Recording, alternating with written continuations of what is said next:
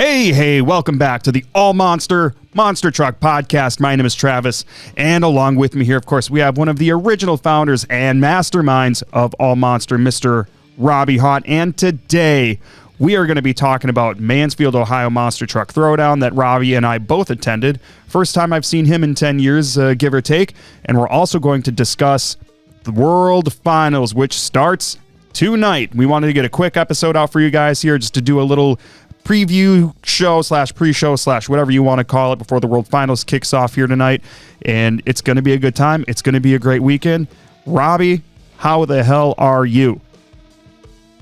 I do not like that introduction, and I'm tempted to go back to Mansfield and pick up one of those water guns and see if I can put it to some good use, man. No, I'm looking forward to discussing Mansfield and World Finals real quickly and just continuing with the quality improvements and mic adjustments and things like that. We want to bring you guys real good quality stuff.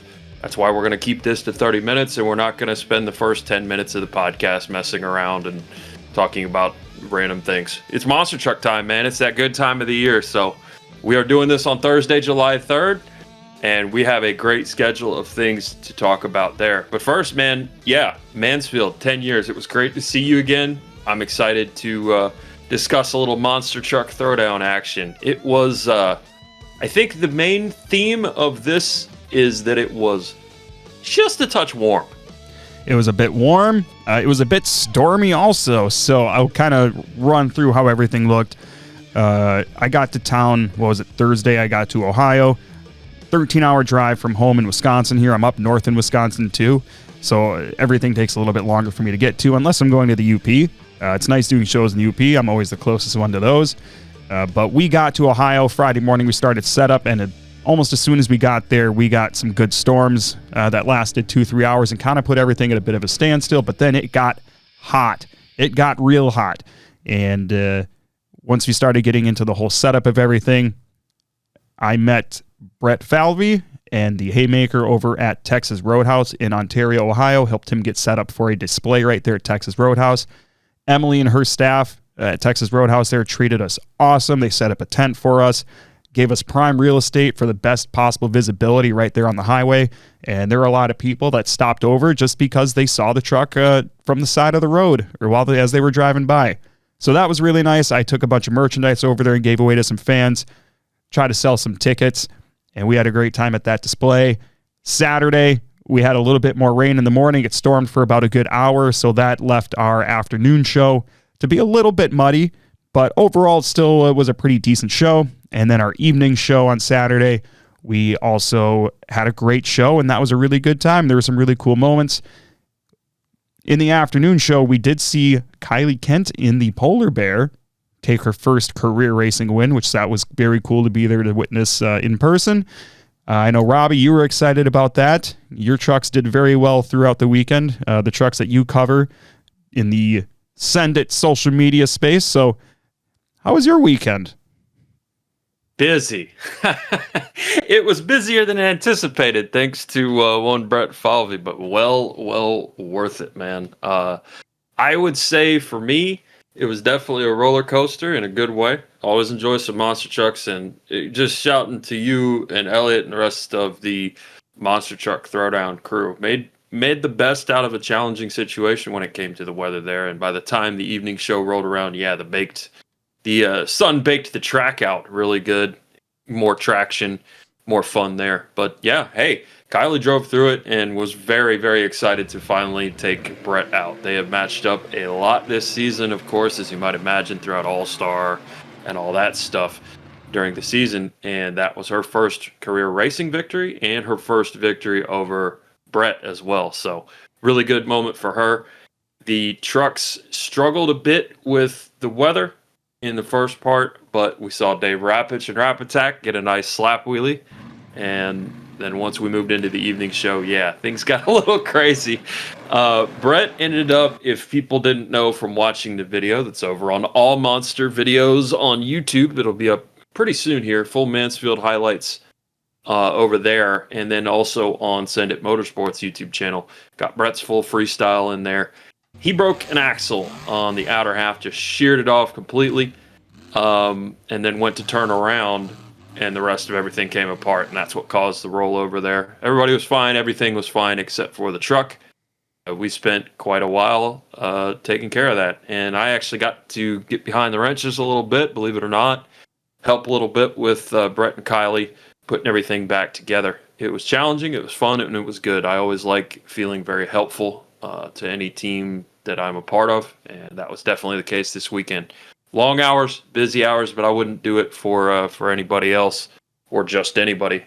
Brett was well worth that, and we kept joking that, hey, the haymaker got a slap wheelie, man. That was the very exciting part. Brett's been tuning up the shocks, gaining more and more confidence every week, it seems, and again, walking away with some victories. Elliot, got to shout him out too with High Tide. I love High Tide. Please keep High Tide forever. Stop messing around with the identities, man. Just run High Tide. Please. I love that thing. Double slap wheelie for Mr. Elliot. That one got posted on All Monsters Instagram. It was really cool too. So, yeah, a lot to say. A lot of fun. And if you have a throwdown show near you, you do need to check it out. I'm not being paid to say that. I just truly believe in the magic of summer monster trucks, if you will. Yeah, Mansfield was a great weekend, and we're going to enjoy the 4th of July here. My weekend's kicking off here in just a couple hours with some buddies coming up to town, and we're going to enjoy all the festivities my town has to offer. We're going to hit the lake. We're going to drink a little or a lot. All the fun stuff, right? In terms of Throwdown, as you mentioned, next week, Throwdown is in 2 different places. We got Ionia, Michigan at the Ionia Free Fair. I believe we have a 6-truck lineup there. It's a Friday and Saturday show. I believe we have Tim Jones too, both of the Zimmers, and Team Sinistar. And then in Maple Park, Illinois at Sycamore Speedway, there's also a 6-truck lineup over there. I believe you got 2 of Sir Gerald Beck's trucks. I believe you got the 2 Krusty trucks, and I'm not sure what the 2 other trucks are, but make sure you hit up one of those shows if you're in the area. Both have a good lineup. Both are going to be great shows. I believe both are also Friday, Saturday shows. So make sure you check those out. And then after I'm done with Ionia, I do not have a show until we get to Fowlerville. Ladies and gentlemen, you need to go to Fowlerville, Michigan for Monster Truck Throwdown in August. It is going to be wild. I believe there's going to be 16 trucks. 16. And guys, this isn't like a massive area with a massive grandstands or anything. This is a fairground. This is a rural small fairground. And we're doing 16 trucks. This is unprecedented. This is can't miss. And if you are within even, I'd say maybe a 10-hour drive of Fowlerville, you need to go to Fowlerville. I think it extends anywhere, man. You're not going to see a lineup like this all summer other than maybe Evansville. Even then, hey, go to both. They're wonderful shows. Big lineups, lots of chances to see some of the best independents. I will say really the best independents out there. And I love to see any shows like that. Last year, really cool to see Terminal Velocity turn on for the hometown fans, laid down a burner. I'm sure they'll have a backflip. I'm sure they're going to make it, the biggest thing it can be. It seems that is shifting with Soaring Eagle kind of being up in the air for Throwdown. It's definitely shifting to be where Fowlerville is kind of the crown jewel of the summer tour. And I'm here for it, man. Anytime you get a big group of monster trucks together and put on a bunch of great shows, wherever that is, people are going to flock to it. I definitely recommend it. If you haven't been there, if you haven't seen, look it up, take a peek, and hey, judge it for yourself. I love the fact that there are options as monster truck fans for all of us. That's a really good option, man. Yeah, it's a big win for monster trucks, no doubt about that. And it seems like our independent lineups just get stronger and stronger every year, and we're here for it, man. It just makes all the shows better. Monster Jam, independent shows, whatever it may be. Also, I want to give a quick shout out before we transition here to Ricky Fowler, who we just had on a couple weeks ago. He had his first run in Gunslinger yesterday, I believe it was. And I saw a clip from the performance, and he looked comfortable in that truck. And I think he's going to be bad fast and do some really cool shit with that truck once he gets comfortable in there. So I want to give a shout out to Ricky. The run looked awesome, and we love seeing the truck back out. And man, that classic sound of those collector headers that he has on that truck, kind of like the Bigfoot style headers that they used to run or still do, I'm not sure, but that's just a very distinct sounding header. and he was running that thing in an arena, and man, did it sound good, and it looked good, and it looked like it was performing well. So we're very happy to see that. If you guys haven't seen the clip, we could probably share it here once we get a hold of it, and then you can check it out for yourself. So keep an eye out on Gunslinger, because he's got a lot of cool things that he wants to do with that truck, and we really hope that he's able to do everything he wants to do with it. So shout out to Ricky there. Spoke well of, yeah, definitely. Ricky spoke well of Scott and of the history there.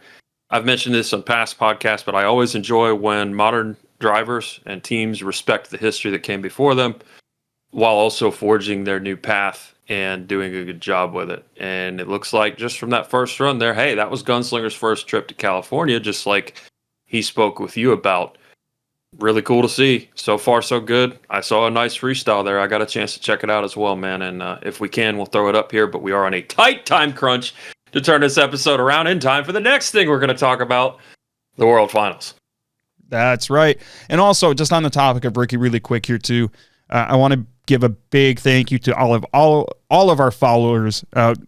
Whether or not you even follow us, anybody who checked out our last episode of the podcast where we interviewed Ricky and discussed the Gunslinger purchase with him, and he gave us the opportunity to put out some news that he hadn't mentioned anywhere else before. So I really want to thank Ricky for giving us some exclusive information that we can share with you guys, but mostly to you guys just for listening.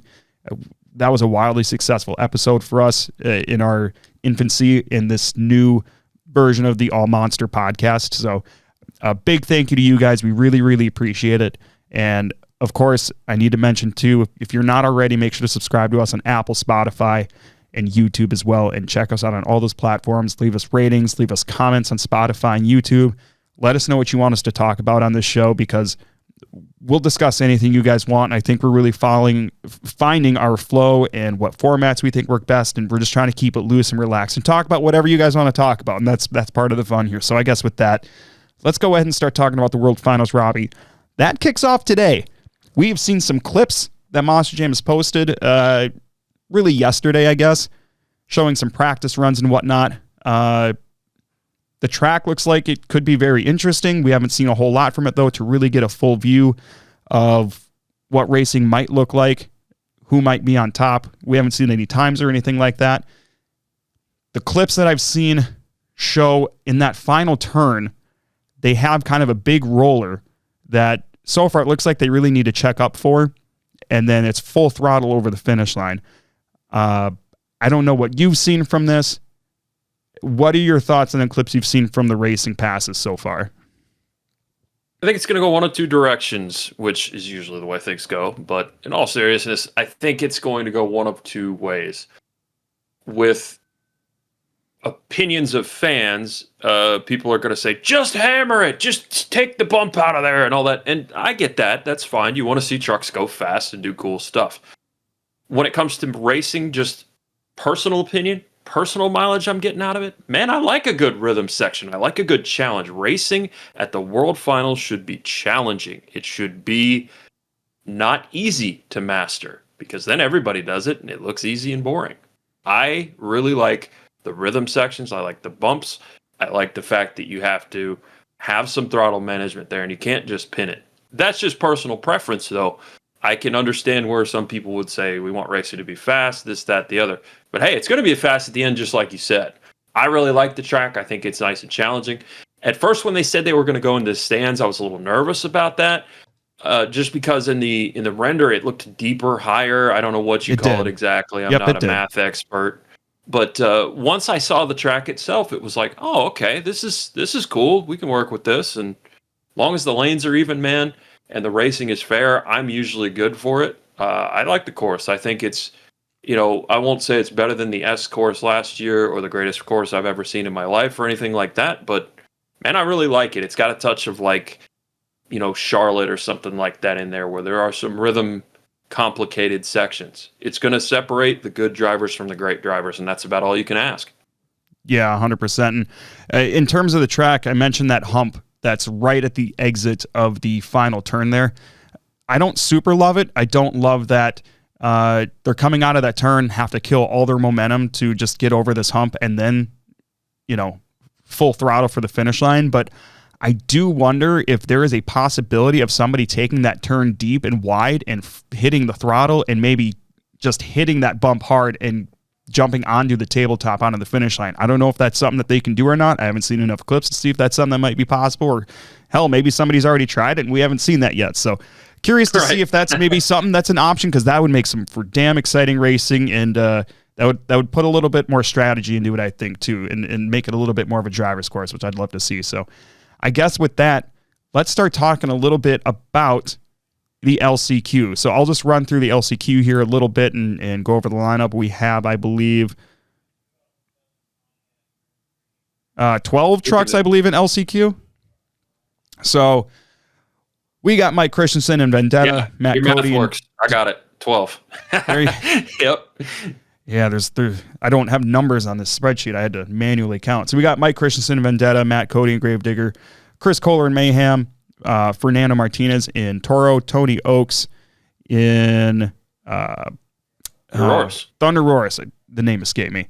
Triton Robbins and Crazy Train, Ashley Samford and Megalodon, MJ Solorio in El Toro, Brandon Toluchka in Get Her Done, Cole Vennard in Black Pearl, which is interesting because it's been a while since he hasn't made the main field. We got Devin Winfield in Velociraptor, and of course, John Zimmer Sr.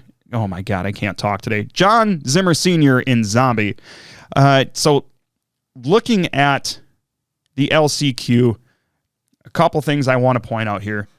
It's hard to talk about who had the most wins out of all of these drivers throughout first quarter, because obviously you're going to have potentially a lot more wins when you're in an arena series. There's a lot more shows. So we figured out some winning percentages here, and that's really kind of the best statistic we have to go off of if we're looking at odds, right? So Triton Robbins far and away has the best win percentage of first quarter with 73%. He won 73% of his races all throughout first quarter, and he's followed only by MJ Solorio with 53, followed shortly behind with Devin Winfield with 52%. Now, the difference here is Triton has not done a stadium Monster Jam show, I believe. Not yet. And that's kind of the key thing here. All of the top winning percentage drivers are arena drivers as well. Looking at this LCQ lineup, Robby, what do you think about, I guess, who might come out on top? Who might be our dark horse? Just overall, I mean, LCQ is going to be very interesting. Yeah, I think it's good to put stats to this stuff. It's good to have frames of reference. It's also good to know who has the momentum and who's been running since the points series wrapped up as well. So what I'm looking at is also stadium experience, as you mentioned with Triton. Triton's got a great record, 71-25 racing record on the year for that percentage. And that's all well and fine. Not a shot at Triton whatsoever, because he had a heck of a second half of the season, especially in racing, and really pushed the Zimmers a lot. But with no big stage experience, if you will, then that kind of balances things out for me. I think that's the way that I'm looking at this. The other thing is they're doing qualifying for the LCQ first, then the racing bracket qualifying, and then they go right into the LCQ. We could say all this stuff and none of it could mean anything, but it's fun to talk about and discuss, right? Somebody could blow an engine in qualifying and totally take our picks out, right? You just never know. I do think it's interesting you go from qualifying straight into it, because just as an example, the big main field gets to do their qualifying and then make some adjustments. They're going to be making whoever's adjustments for the LCQ while the racing bracket qualifying for the main field's going on. So it's going to be kind of a tight turnaround there. If you find something that's wrong or if something breaks in qualifying, they've got to go right into the show. So that's a consideration from a logistical standpoint that the LCQ people have to be extra aware of. For me, I'm looking at the people that I have my eyes on are definitely the folks with more experience and the folks that have more stadium experience as well as World Finals experience. So Mike Christensen, yeah, his racing record's 17-24, but who cares? Dude's been winning. He won racing in Bristol. He's also been running more, so he's nice and warm, ready to go.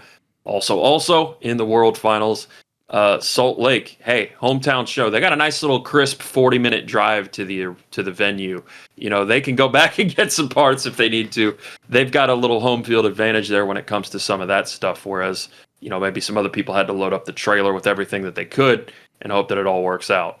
I see Christensen there. I see Cole, of course. Those kind of mold together for me. There are a couple of guys with a lot of experience on every stage that Monster Jam and Monster Trucks has had to offer. They've also been running. Devin Winfield, got to talk about him. This dude's motivated. Frankly, I'll say it. He was the biggest snub for me when it came to the main field, just personally. I felt that when you get second place to Weston, you're doing something, and it's not a shot at any of the people that came in after him, but I would be very, very surprised if Devin didn't do everything in his power to make sure Velociraptor made it 2 for 2 the past couple of years getting into LCQ. Last year it was too tall. This year I could see Devin walking away with that very easily. Said that he did not have the greatest day in practice yesterday, but today's a new day. I think with some experience and a little bit of motivation, you could see him finish first. Those are the guys that right away jump out at me. The people that don't have as much experience, you're looking at like MJ Solorio, Triton Robbins, those folks, really solid year, really developmental year, and they could surprise some people too. So I would say those two are probably the dark horses. John Zimmer Sr. is always going to be there and do stuff. Everybody knows right there how that is. And then Tony Oaks also didn't have the greatest racing run last year in the LCQ, rolled over early and stuff, but I think maybe he's going to have a little extra motivation behind him as well. So those are the ones that I have my eye on. I think realistically, if you're looking at 12 of these drivers, I'd say 8 or 9 of them really do have a shot to win. And LCQ is the most exciting thing to me about the whole thing this year. I'm really into it. I'm really excited for this lineup of trucks and drivers, and I can't wait to see what they're going to do. And the racing records definitely reflect a wide variety of experiences. Some of those people, they may be like Cole Vennard, 18 and 16 racing, but even though that doesn't look as impressive as Triton Robbins, you have to put it in perspective of what they're facing up with every weekend and the experiences that they have week to week. 1,000%. So with that, without spending too much time in LCQ, we got to get going here. Who is your overall pick and who is your dark horse? For the LCQ, I'm going to say that Devin Winfield will take it. I think he'll be in the finals with John Zimmer Sr. I think experience wins. I think you're going to have one super motivated person, and you're going to have one person that's been there and done that and will stay calm, because when it comes to racing and racing under pressure, you need somebody that's going to be that calm in the storm. Otherwise, they're just going to roll over and they'll have one great run and one terrible run. Consistency is key when you're going round to round like that. They're going to go 12, 6, 4, 2, I'm sure. So it's going to take 4 wins to get it done. I think you have to be consistent. You can't just get lucky. All right. And conversely, my overall pick is going to be John Zimmer Sr. in Zombie, and I'm picking Devin Winfield as my dark horse just because he's very motivated, as you said, but I feel like he could be a little too motivated and maybe overdrive the truck and maybe cause a little mistake or something, just because he's very hungry for this, right?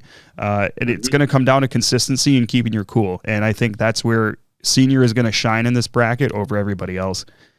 And so that's it's tough, I gotta go. It's very tough. There's a lot of good drivers in this field here. I gotta go Zimmer, and then I gotta go Devin dark horse for those reasons. So with that, now I don't know that you're aware of this, Robin. You're probably not.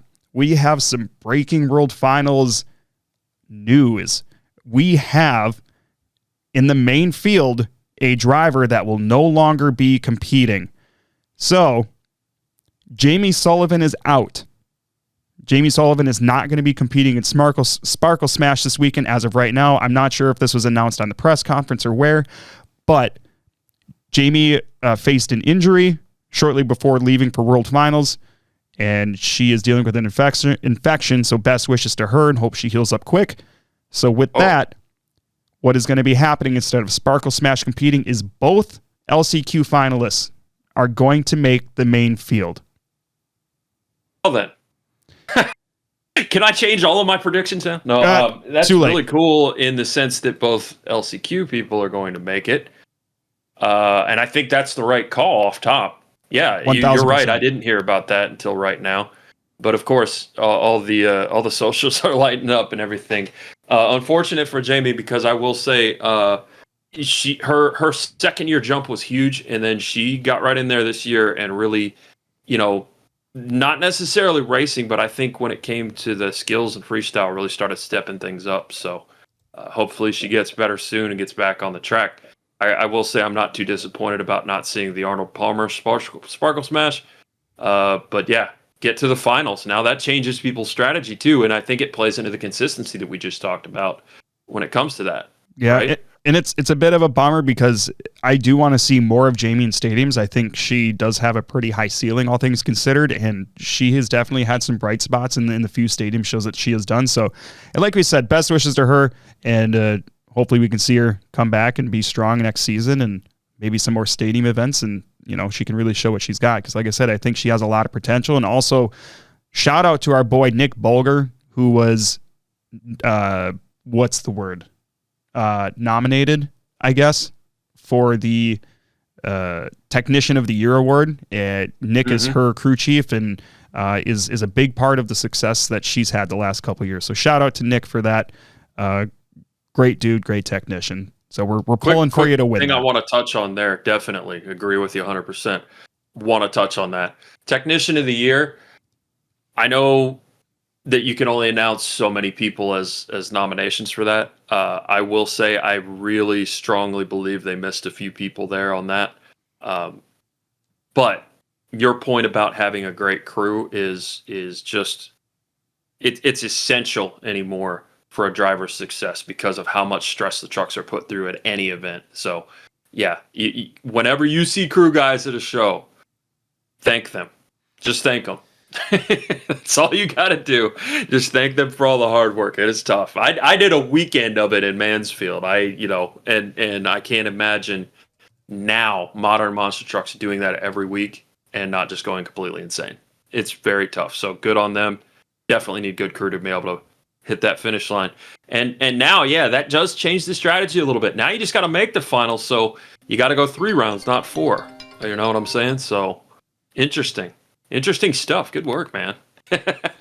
I just happened to catch it in a group chat, and I did confirm it to make sure that was legit. So that's what we're looking at. Jamie Sullivan did post about the injury, and it was noted to me that both LCQ finalists are going to make the final. So that makes it interesting. So that's going to change the betting pool I'm a part of a little bit, but we'll adjust, and hopefully I'll win some money regardless. So anyways, with that, let's talk about racing here a little bit for the main field. So in terms of our win percentages for racing, Ryan Anderson is our top win percentage, and this is a huge number for stadium racing. So he has an 86% win percentage. And then in terms of stadiums, he's only followed by Tristan and Tyler, which are 67 and 61% respectively. On arenas, Blake Granger has a 77% win percentage, followed by Cody at 75 and Weston at 71. I hope I got that right. If I don't, it's pretty close. You guys could check the math if we're allowed to post this stuff. Yeah. I do it with the caveat of, well, hopefully it's right. So I guess with that, racing, man, a lot of the same discussions here that follow kind of what we talked about with LCQ as far as staying cool, staying consistent. This is going to be the type of track where you're going to need some consistency. And like I said, too, with that bump that they have coming out of that final turn, I mean, that's going to be a little bit, that might be a make or break if they haven't made any changes to that. It's going to add some more strategy. It's going to be interesting to see. It's going to be interesting to see what happens with this here. In terms of my pick and my dark horse for this, I'm going to go for my winner. Oh, man. Of course, we have the reigning champion in Zach Garner, but the track is very different this year. I think I have to go. I think I have to play it safe, and I gotta go with Ryan on this one, and not just statistically, but I mean, this is a spot he's been in before. He is going to be consistent. He is going to play it cool. I mean, he is a driver's driver, and he knows how to use the track to his advantage and use every ounce of strategy that's going to be required in this track wherever it may be needed. In terms of my dark horse, I know this sounds silly, but I gotta go with the LCQ winner, because then they can, if they made it through one bracket, they can make it through this other bracket potentially too. So, and of course we don't know who that is, and I know maybe that's a little bit of a scapegoat sort of answer, but I'm going LCQ for my dark horse. No, honestly, man, I don't think that that's as outrageous as you're making it sound, because will have at that point then gotten more runs down the track, which is key. The more runs you get down the track when you're a good racer, the better you get. Your times will steadily improve round over round, right? So they got 3 or 4 rounds of just extra passes at the track. And I know that's going to be different day to day, but still, the confidence gained, the experience there, you've seen it happen. I mean, last year it happened with Too Tall, ended up getting a podium in racing. So, took out Ryan, by the way. So that's going to be something that I'm looking forward to seeing if it comes to fruition. I would not be surprised by that, personally. But I think for my picks, I think this is the year, and this might surprise some folks, but I do think this is the year that Camden Murphy breaks through. I don't think that he's had a stellar racing record this year. It's still good, especially for stadiums and especially considering everything that he was going with. But just some food for thought here. Everybody talked about how Bari Musauer was really chasing down Tyler for the points, and it was a battle all year. Bari Musauer's racing record, you can see there, 35-19. Camden Murphy right behind him at 33-19. So sometimes the chalk talks. Other times you can look for somebody that has been to the finals and suffered heartbreak. You can look for somebody that has the experience on the big stage. I'm talking about Camden Murphy. I think it's the year that he breaks through. I think he finally gets that. I also have eyes on Cody Saucier because of the experience. And I would be looking at John Zimmer Jr. and Zach Garner as, I don't want to say dark horses, but additional picks, because it would not surprise me at all given their records and the way that they've conquered technical tracks very easily before. They've got the experience, and I don't think that the nerves play in as much maybe for Zach as they do for John Zimmer Jr., just because it's his first full main field appearance. So I could see any one of those happening real quickly. I think it's going to be a night of upsets, but I do think that Camden Murphy's got a shot at taking this whole thing home. He's got the hunger, he's got the experience, and he really has the ability to take it home, in my opinion. Absolutely. And then moving on to freestyle here, we're going to work to wrap this up. Obviously, freestyle is one of those things where it doesn't matter what anybody did throughout any of first quarter. That does not matter in freestyle. We have seen drivers that don't produce very many results go out and win a freestyle championship very handedly. And of course, a lot of that is biased on the judging. Did they announce who the other judges were, by the way? I saw like two of them. I can't say I'm sure. I really don't know. But yeah.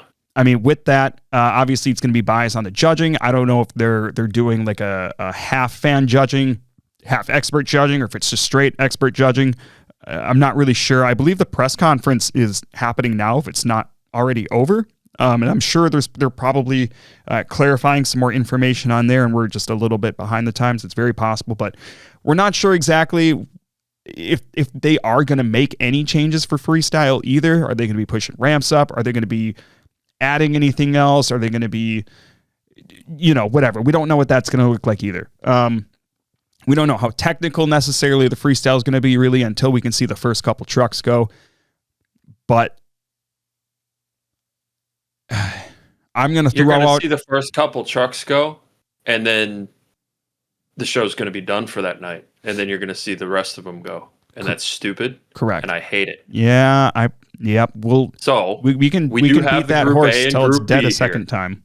I'm going to, because I hate it, and I'm not going to shut up about it because it's dumb and it's terrible. I can't disagree, but with that, I'm just for shits and giggles, I'm going to throw out a winner pick, and I'm going to throw out a dark horse, just like we've done for everything else. For my winner, looking at my list here,